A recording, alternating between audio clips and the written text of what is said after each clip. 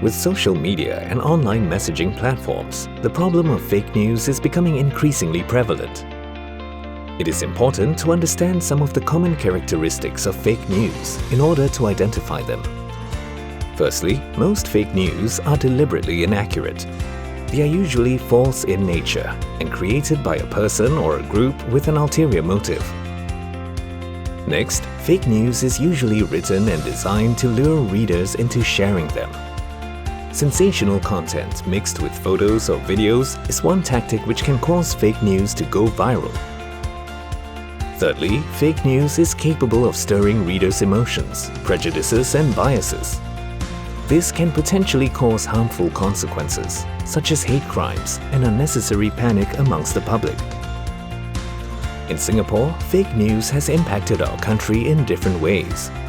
It is important to recognize how they affect society and groups in order to develop necessary preventive measures against them.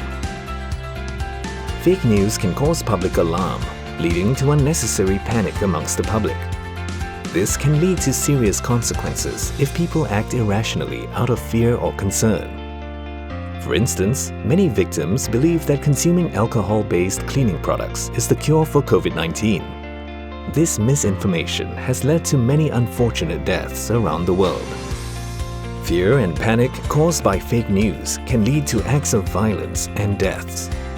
For example, in 2018, innocent people were mistaken for kidnappers and subsequently killed by angry mobs due to false rumors spread over WhatsApp in India. Fake news can sow racial and religious discord. In multiracial Singapore, fake news which targets race or religion can be potentially harmful, and action must be swift to address such falsehoods. An example is how the Singapore Police Force responded to false allegations from a photo that was circulated in 2019. In this photo, Transcom officers were accused of conducting checks on madrasah students to meet their quota. In actual fact, the officers were engaging the two students on a new volunteer initiative.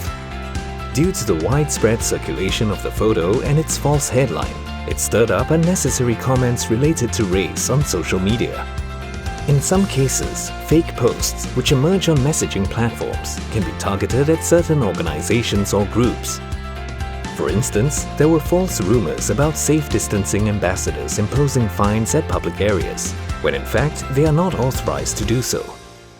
These posts can lead to negative views of safe distancing ambassadors when read by uninformed recipients. Fake news can waste precious time and resources. Organizations or groups have to use limited resources to debunk and take action against the falsehoods. For example, there was a fake photo post in 2016 of the Punggol Waterway terrace flats collapsing.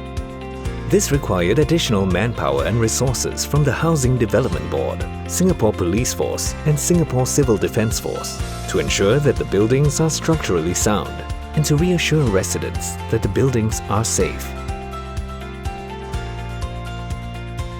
In summary, the adverse impact of fake news is real.